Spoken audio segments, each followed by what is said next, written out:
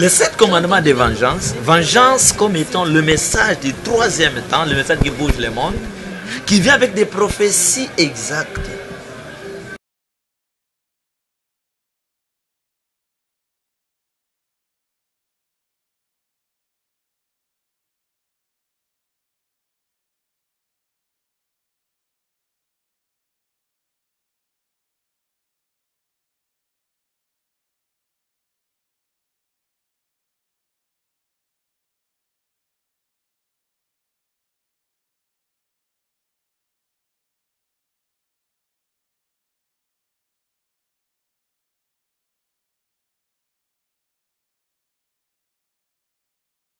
J'ai entendu dire que vous venez de dire là sur les 7 commandements des vengeances. Oui. Si vous pouvez nous... Bonjour peuple de Dieu, j'ai le réel plaisir de vous savoir nombreux connectés de part et d'autre dans le monde pour nous suivre aujourd'hui dans votre émission expliquée. Nous rendrons premièrement grâce à Dieu parce que c'est lui l'auteur des lettres, la vie, le mouvement, pour sa bonté réellement, pour sa bonté renouvelée, encore à ces jours. À la présentation de votre émission expliquée, c'est votre sœur Ruth Makaya. Aujourd'hui, nous abordons un sujet très complexe. Le thème de notre émission aujourd'hui est la spiritualité. Et nous parlerons avec détail et profondeur avec notre invité, le serviteur de Dieu, prophète Charles Lourd. Bonjour prophète. Bonjour ma sœur Ruth. J'espère que vous allez très bien. Très très bien. Ok. Prophète, aujourd'hui nous abordons un thème sur la spiritualité. Oui. Donc, parce que souvent on entend seulement parler de la spiritualité, on ne comprend pas vraiment réellement c'est quoi la spiritualité. Et ma première question est celle-ci. Nous voulons savoir si c'est qui un prophète, parce que j'ai entendu dire que vous êtes un prophète. Donc je veux savoir si c'est qui réellement un prophète. Merci beaucoup. C'est comme tu venais de rendre grâce à Dieu. Ouais. Moi aussi, de mon tour, je dis à l'Esprit Saint Grand Créateur, les gloires, les honneurs, les louanges, les adorations, les puissances et les forces, Ouais. parce que c'est lui le maître des souffles de vie. Ouais. Et je salue tous les enfants de Dieu, les enfants de vengeance, tous les sauveurs des Français et tous les citoyens, surtout ceux qui auront l'occasion de nous suivre. Ouais, ouais. Le prophète est un envoyé de l'Esprit Grand Créateur, est un serviteur de l'Esprit Saint. Le prophète est un révélateur. Il est prophète parce qu'il révèle des choses cachées. C'est un serviteur d'un grand esprit. Avec la loi de Moïse, on a appelé ce grand esprit éternel. Le Dieu Tout-Puissant, le Dieu d'Abraham, d'Isaac, de Jacob. Avec la grâce de Christ, on l'a appelé Père. Et à ce grand temps de vengeance, nous l'appelons Esprit Saint Grand Créateur, Esprit Tout-Sept Puissant. Il a beaucoup de noms de gloire, les grands coachs, les grands libérateurs originaux. Alors, c'est Dieu-là qui est dans le monde spirituel et physique, a ses représentants sur la terre, sur les plans spirituels, politiques, scientifiques. Alors, le représentant de cet esprit, ce représentant en relation avec le monde spirituel pour prendre des nouvelles et publier ces nouvelles dans le monde physique, c'est ce que nous appelons prophétie ou révélation. Alors, les instruments porteurs des prophéties sont appelés des prophètes. Parce qu'ils révèlent des choses cachées, par exemple. Le monde politique se prépare pour des élections. Des élections compliquées, que vous connaissez de réalité.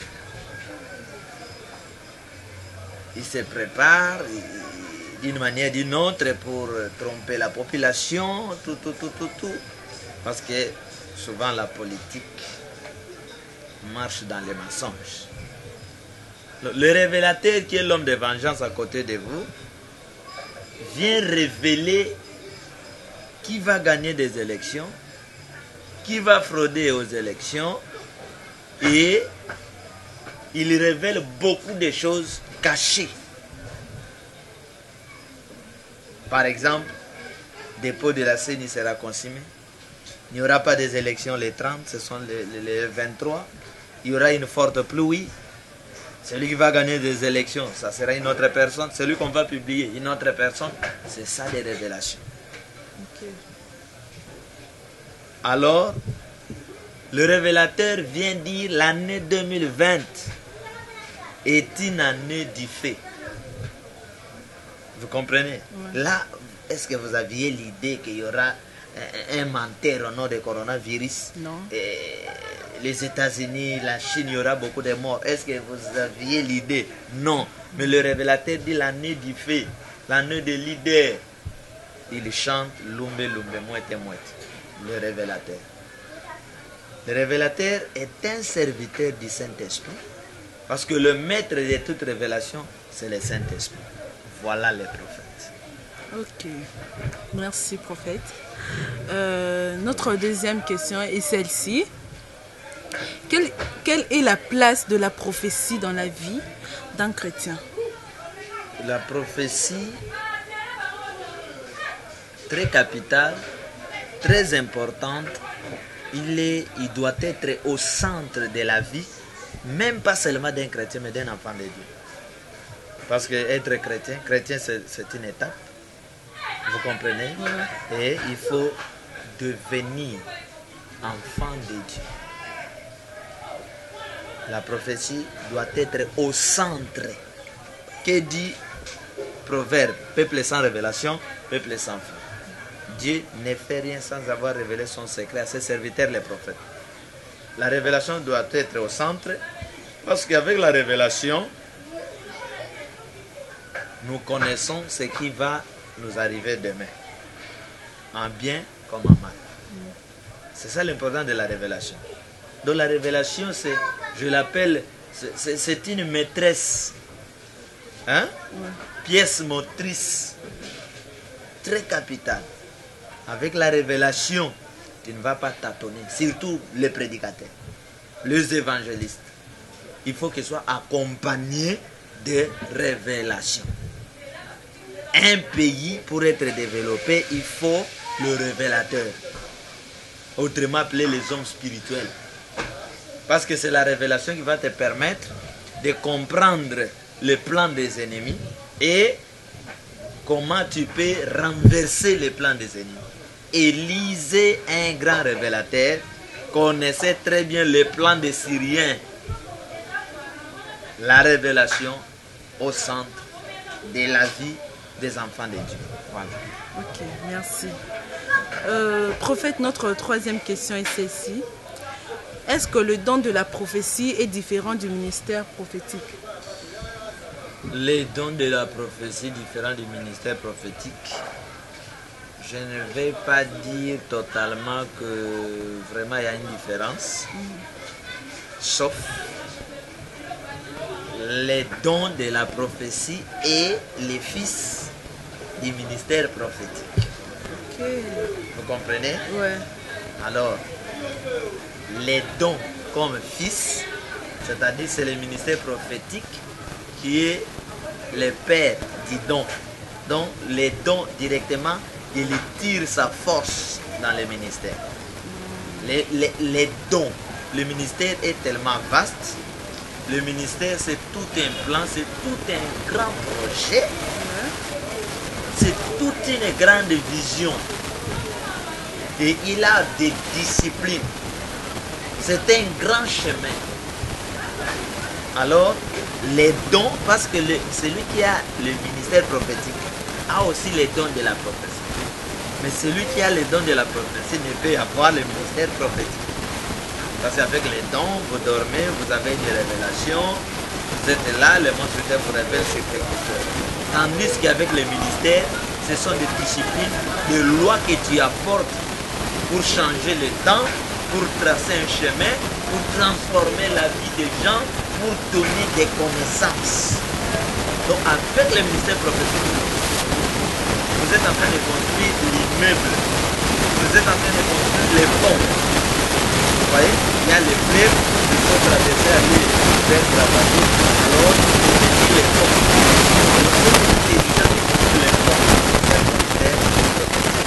Avec le ministère prophétique, vous êtes en train de développer un pays. Parce que quand un prophète, le ministère est debout pour expliquer les choses, il distribue la lumière, la connaissance aux présidents, aux généraux, aux capitaines, donc presque tout le monde est sous la domination du prophète, du ministère. On l'appelle aussi des prophètes majeurs, comme les branhamistes, on l'a peut-être appelé prophètes majeurs. Vendian s'appelle des grands prophètes. Vous comprenez? Ouais. Donc, les prophètes du ministère, c'est vraiment un père. Un père même pour les autres ministères. La prophétie est une mère, un père, un créateur pour les autres ministères. Nous avons, c'est-à-dire, celui qui a mis au monde les autres ministères, c'est le ministère prophétique. Parce que Dieu lui-même est grand prophète. Vous comprenez? Oui. Il donna l'ordre. Or, l'ordre, c'est la prophétie. Il donna l'ordre pour que les créatures existent. Pour que nous ayons la terre, le soleil, l'eau, les arbres, les animaux. Il donna l'ordre. Or, l'ordre, c'est la prophétie. Et il a donné un ordre prophétique. Il n'y a pas la terre. Il prophétise avec commandement. Nous avons la terre. Il y est. Il y est un jour, il y est un matin. Voilà. Dieu trouva ce qu'il a créé. C'était moi. Voilà. Ma quatrième question est celle-ci. Est-ce qu'un chrétien doit obligatoirement dépendre de la prophétie? Oui, c'est comme vous avez l'habitude de dire que vous avez l'habitude de dire à un chrétien, moi je vous amène au niveau des enfants de Dieu. Ouais. Parce que tu peux être chrétien mais tu n'es pas enfant de Dieu. Voilà, les chrétiens c'est le titre de la religion. Okay. Et un enfant de Dieu doit dépendre de la prophétie. Là c'est sans faute. Il n'y a pas d'état de ce côté parce que la prophétie, ici je ne dis pas si je fais des faux prophètes ou consort. La prophétie c'est Dieu. La prophétie, c'est la vérité de Dieu. C'est ce qui est caché que Dieu vient nous révéler. Alors, un enfant de Dieu qui marche sans prophétie, c'est comme quelqu'un qui marche sans les yeux, sans les oreilles, sans le nez, sans la bouche. Prends l'exemple d'un serviteur de Dieu qui a une église et il n'y a pas de révélation. Qu'est-ce qu'il va prêcher? Vous comprenez? Qu'est-ce qu'il va prêcher? Ce sont eux qui tuent des églises et quand il n'y a pas de manifestation, il est vite pour aller chercher des grigues ou des fétiches afin de venir opérer des miracles diaboliques. Donc, la prophétie, autrement appelée révélation, comme je venais de dire, au centre de la vie d'un enfant de Dieu, un enfant de Dieu doit dépendre de la prophétie. Ok, merci. Ma cinquième question est celle-ci. Est-ce que la spiritualité est-elle importante pour le développement d'un pays? Là, c'est oui. Tous les pays qui se sont développés ont été développés par la force des hommes spirituels. Pourquoi le pays africain ne décolle pas? Il n'y a pas de développement. Même quand les gens crient émergence, il n'y a pas émergence. Vous comprenez? Ouais. Parce que vous n'avez pas de dirigeants qui ont une grande tête. Vous devez avoir des dirigeants qui ont des têtes macrocéphales. Vous comprenez? c'est-à-dire une grande tête. C'est-à-dire une grande tête, c'est une tête bien faite. Une tête remplie de la vision, une tête remplie de spiritualité. Parce qu'un homme spirituel au trône d'un pays, un homme spirituel devient chef de l'État. Il voit les choses de là et il communique avec les mondes spirituels. Parce que chaque créature a son monde spirituel. Alors quand vous prenez, vous avez un général qui n'est pas spirituel et qui n'est pas auprès d'un homme spirituel, un président, un ministre. Parce qu'un homme spirituel, quand il devient ministre, il ne va pas obéir seulement aux ordres des Américains. Il obéit aux ordres spirituels de son pays. Il obéit aux lois de son pays. Vous comprenez? C'est ça les difficultés. Donc, la spiritualité, c'est lui qui commande et qui apporte le développement. Parce que c'est lui qui révèle des choses aux dirigeants. Après, les dirigeants appliquent pour que nous ayons des immeubles. C'est un sujet d'une révélation. C'est lui qui est resté là pour calculer, pour inventer, pour composer, pour que nous ayons l'immeuble, pour que nous ayons comme maréchal, pour que nous ayons bateau, avion. Il est entré dans le monde spirituel. C'est-à-dire que ces gens qui créent aujourd'hui, qui sont plus développés dans la technologie, ces gens se sont concentrés, risqués dans le monde spirituel. Chez vous, vous ne faites que copier. Vous êtes là pour attendre que la Chine vous amène des choses qu'elle a inventées, que les Américains vous amènent. Non. C'est pourquoi la lutte des Papa Charles. Dès que Papa Charles se lève, il est là. Parce que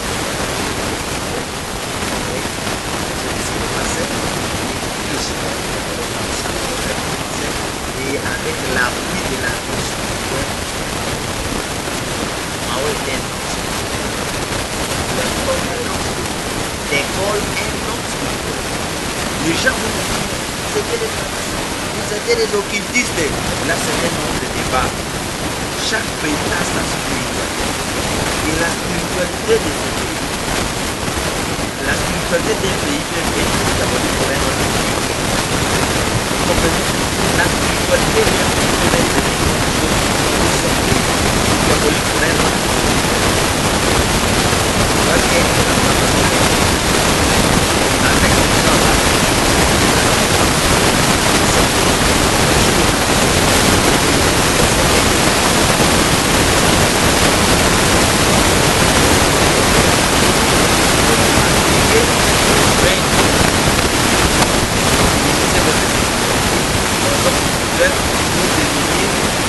des élèves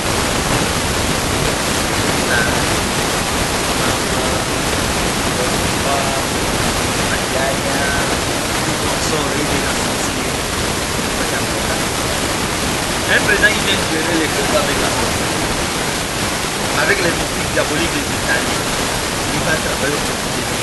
C'est pour le président qui travaille les Français parce que souvent ils sont l'ordre politique. Voilà. Et ma seconde question est celle-ci. Est-ce qu'un serviteur de Dieu peut aussi faire la politique? Un serviteur de Dieu appelé. C'est quelque chose de bon. D'ailleurs, pour réussir dans un domaine, il faut que vous soyez appelé dans un domaine.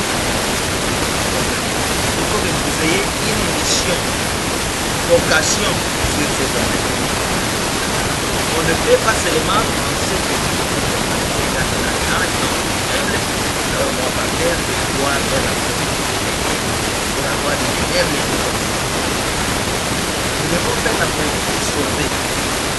Nous devons œuvrer dans l'œuvre de Dieu pour sauver. Nous devons pratiquer la science. Pas scientifique, la science pour inventer, la science de l'intelligence pour sauver. Donc, un homme d'Israël, ton de Dieu, tout appelé, employé, élu de Dieu, doit faire la politique.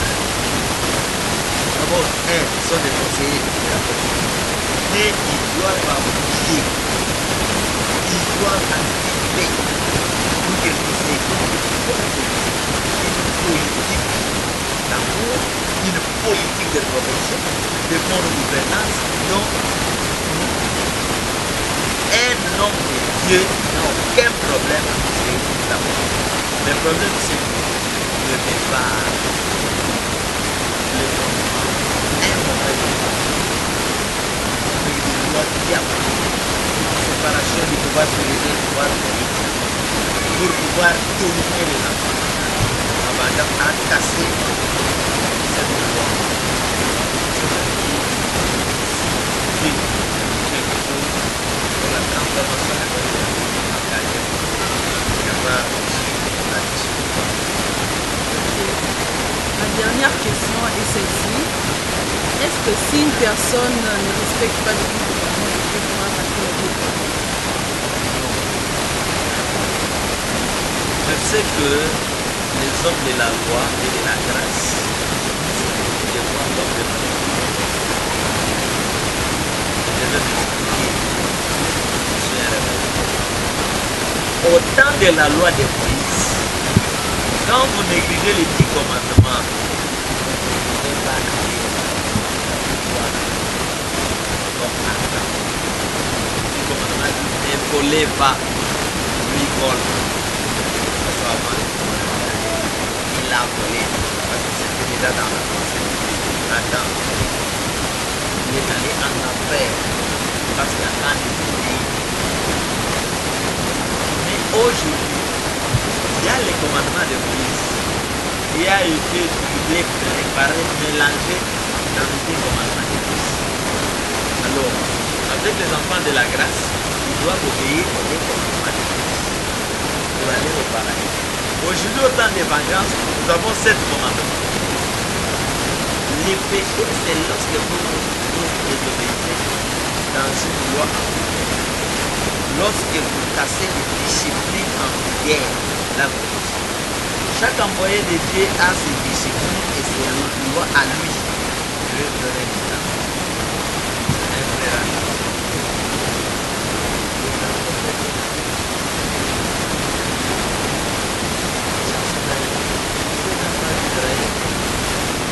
Va se marier au païen. Se marier à une païenne, voilà. Tu connais la chanson avec c'est-à-dire Moïse, Dieu donne à Moïse deux enfants d'Israël. C'était la loi des enfants d'Israël et non la loi des Moïse. Vous comprenez? Si vous comprenez les choses spirituelles, vous serez réellement libre. Hein? Dieu dit à Moïse de dire aux enfants d'Israël. Il n'a pas dit Moïse, je t'ai dit toi. Tu ne dois pas te marier aux païens. Dit aux enfants d'Israël. Moïse portait des messages aux enfants d'Israël. Tu ne dois pas se marier avec les païens. Après le même Moïse se marie en dehors d'Israël. Les gens commençaient à dire, mais comment? La loi n'était pas pour nous. Si un enfant d'Israël sous Moïse va se marier à un païen, c'est la loi et on va le tuer. C'est Moïse qui va une femme en dehors d'Israël. Nous les envoyés de Dieu, quand nous faisons, nous avons les disciplines qui concernent les citoyens, spirituellement, nous avons les disciplines qui concernent les fidèles, et nous avons les disciplines en nous. Ma quatrième question est celle-ci. Est-ce qu'un chrétien doit obligatoirement dépendre de la prophétie? Oui, je disais que je vais vous amener pas seulement au niveau des chrétiens, parce qu'être chrétien, c'est un niveau, mais je vais vous amener dans les niveaux des enfants de Dieu, parce que chaque message et chaque messager a sa façon de voir les choses, de dire les choses et de conduire les choses. C'est-à-dire, il est vrai et c'est une vérité générale sur le plan spirituel que tout enfant de Dieu, sa vie dépend de la prophétie, de la révélation. Parce que la révélation, c'est l'œil d'un enfant de Dieu. Si vous n'avez pas de révélation, donc vous vous ressemblez à un statut. Vous comprenez? C'est-à-dire que sans révélation, c'est un peuple sans frein. C'est ce que dit la Bible. Invoque-moi, je te répondrai, je t'annoncerai des grandes choses, des choses cachées que tu ne connais pas. Révélation. Quelqu'un qui n'a pas de révélation, c'est quelqu'un qui n'a pas des oreilles, qui n'a pas le nez, qui n'a pas la bouche et qui n'a pas les yeux. Et il y a ça même dans Bongote. Donc chaque enfant de Dieu dépend de la révélation. Et la révélation est au centre de la vie de chaque enfant de Dieu. Voilà. Ok, merci. Prophète, ma 5e question est celle-ci. Est-ce que la spiritualité est-elle importante pour le développement d'un pays? La spiritualité doit être au centre du développement du pays. Le pays que vous appelez le pays développé, tous ces pays ont été développés par les hommes spirituels. Et les problèmes avec les Africains, c'est ça. L'homme blanc est là pour distraire les Africains.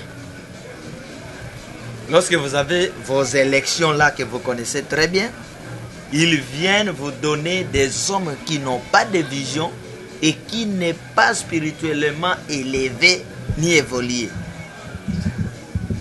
Or la révélation, c'est ce qui fait que toi, dirigeant, tu es en contact avec les corps spirituels de votre espace, de l'espace que tu gères. Parce que chaque espace de terre, chaque pays dans ses frontières a les armées spirituelles qui contrôlent ces pays, qui se communiquent avec les responsables de ces pays, avec les citoyens de ces pays-là.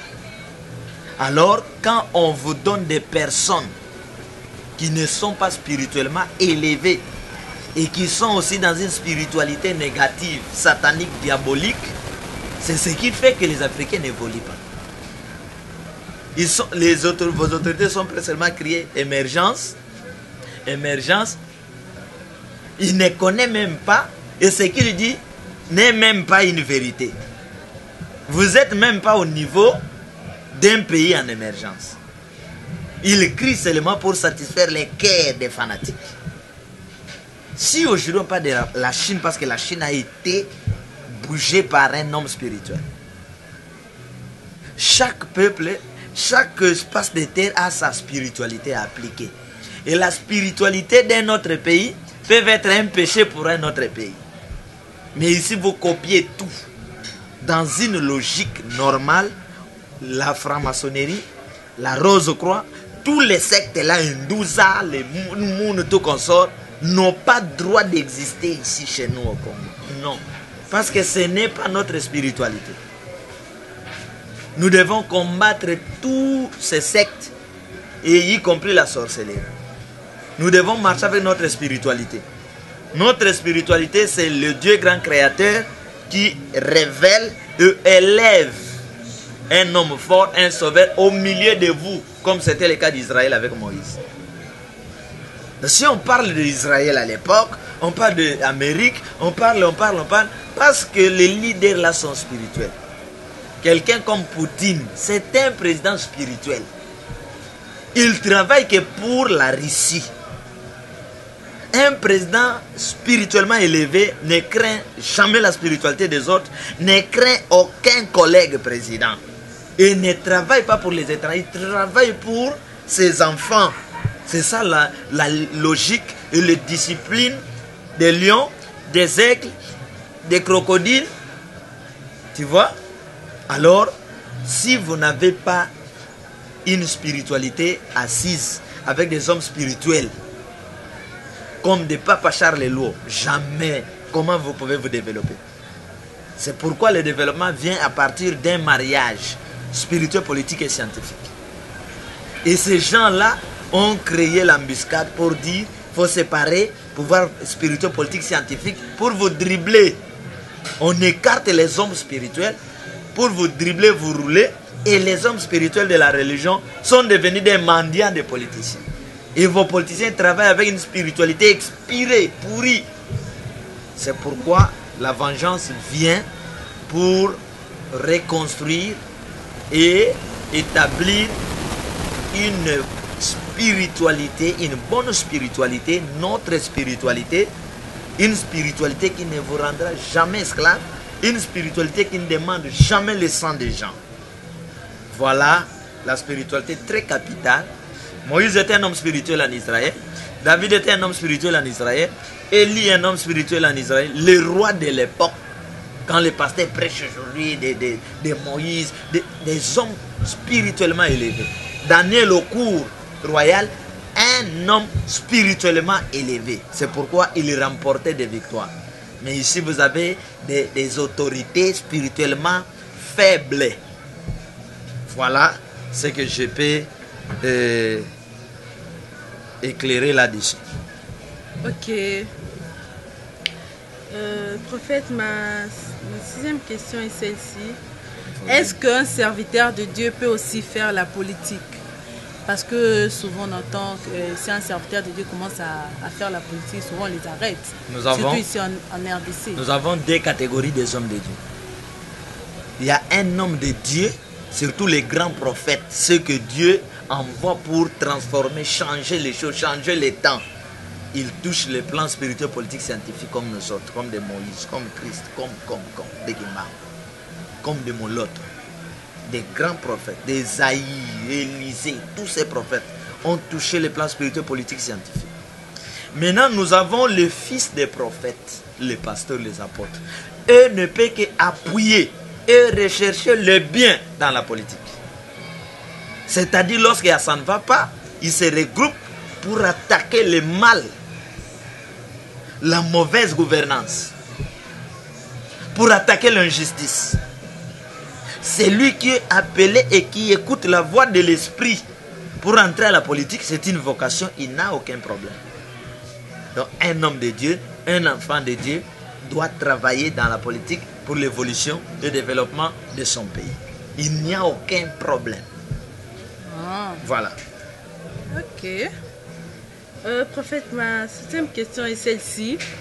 Est-ce que si une personne ne respecte pas les 10 commandements de Dieu, pourra rater la vie éternelle? Non. Comment ça? Ah oui, je vais t'expliquer.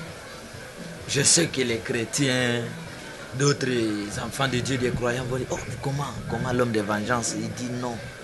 Quand vous ne respectez pas les 10 commandements, vous devez retenir et savoir une chose très capitale. Les hommes sur la terre, les pays sous-développés comme on dit, fonctionnent dans une spiritualité expirée, avec des lois expirées. C'est pourquoi les gens sont spirituellement, politiquement, scientifiquement en retard. Dieu travaille avec les gens dans l'espace du temps. S'il n'y avait pas ces calculs de l'espace du temps, Moïse est venu avec 10 commandements. Si les choses devraient toujours se faire, c'est-à-dire le même, alors Christ allait aussi répéter les 10 commandements de Moïse. Avec la révélation, Moïse vient avec 10 commandements, avec le nom de l'Éternel Dieu Tout-Puissant, le Dieu d'Abraham, d'Isaac et de Jacob. Mais avec la révélation, Christ Jésus vient avec des commandements, il invoque les pères. Avec la révélation, l'homme de vengeance vient avec 7 commandements, il invoque l'Esprit Saint grand créateur. Vous comprenez? C'est pourquoi, suivez-moi très bien, lorsque les pharisiens s'opposaient à Christ et ont refusé d'écouter le message de Christ, Christ dit, c'est le message de Moïse à qui vous avez obéi qui va vous juger et vous condamner. Vous comprenez? C'est-à-dire quand vous êtes derrière un grand prophète, c'est le message de ces prophètes qui va vous juger. Le problème avec Dieu, nous sommes à quel espace du temps? Nous sommes à l'espace du temps de l'esprit de vengeance. Tous les pays développés, lorsque vous les attaquez, et aussi, c'est-à-dire dans les minutes qui suivent, ils vous attaquent. Mais quand vous venez chez nous, vous êtes au temps de la grâce. Or, la grâce est devenue conseiller de la vengeance. Alors, pour entrer dans le paradis, dans le royaume des cieux, dans le monde du chemin de développement, dans la cité des bienheureux, il faut seulement obéir aux disciplines du temps. Vous comprenez? C'est pourquoi les disciples et les apôtres de Christ obéissaient à Christ et s'opposaient aux pharisiens. Les pharisiens se fâchaient. Comment tes disciples, les jours du sabbat, ils font ceci, ils font cela. Christ dit, c'est moi le maître du sabbat. C'est-à-dire, votre loi n'a plus le pouvoir sur moi de sur mes disciples. C'est ça encore un grand problème. C'est que doivent rechercher les Congolais et les Africains. La révélation.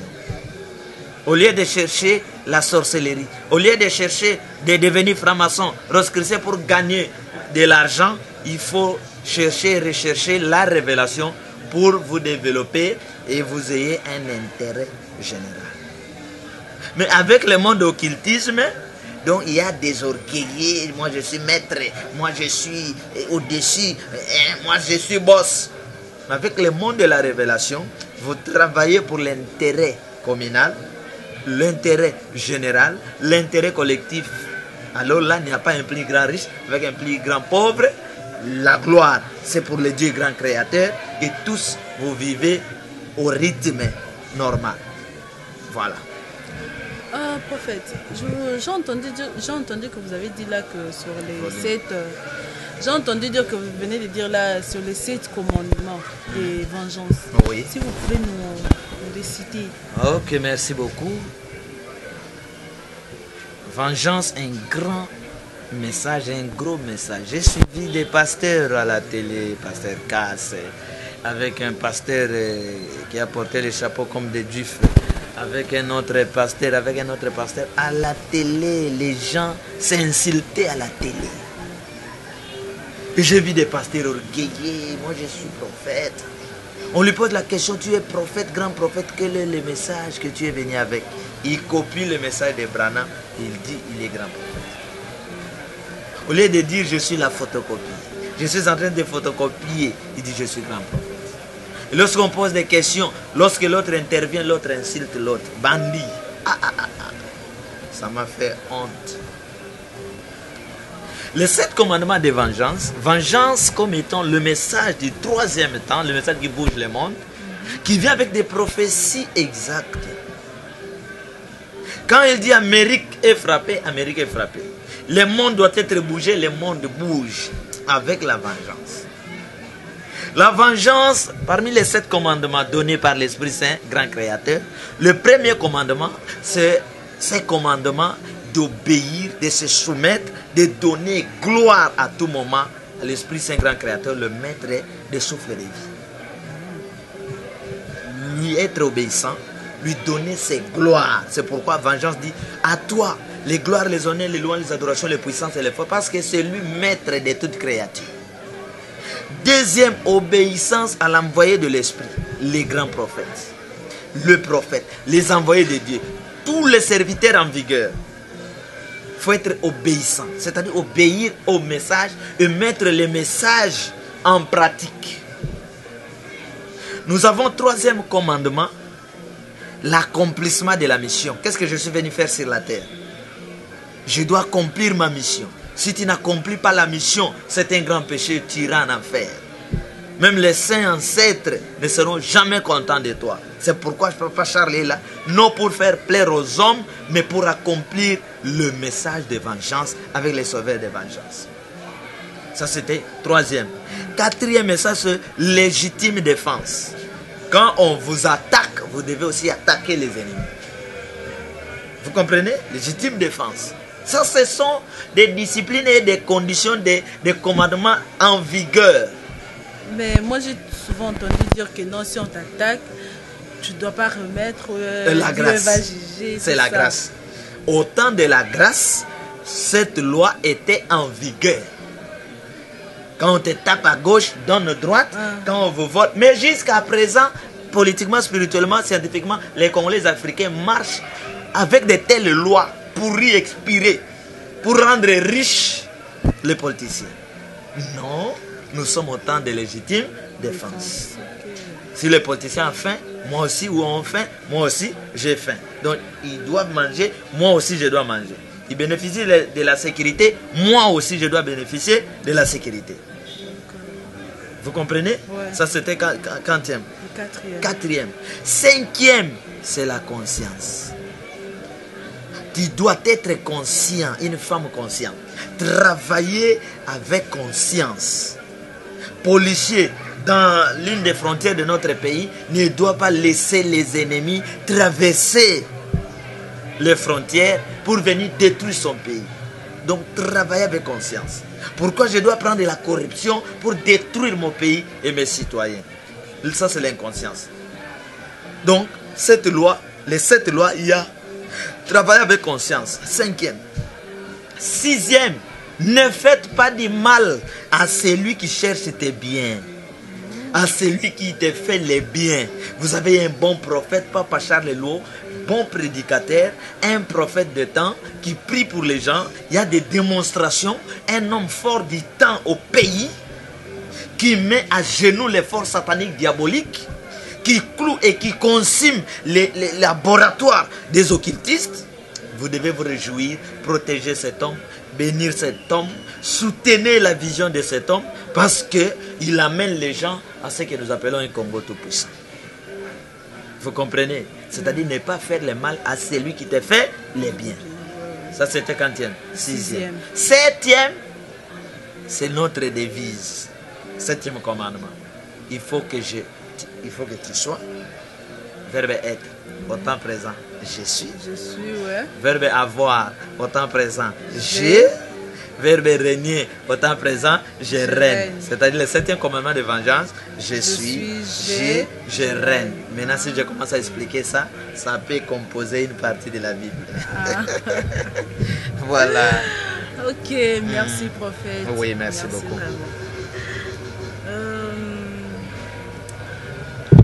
Peuple de Dieu, je vous dis merci. Merci pour le temps que vous nous avez accordé en ces jours.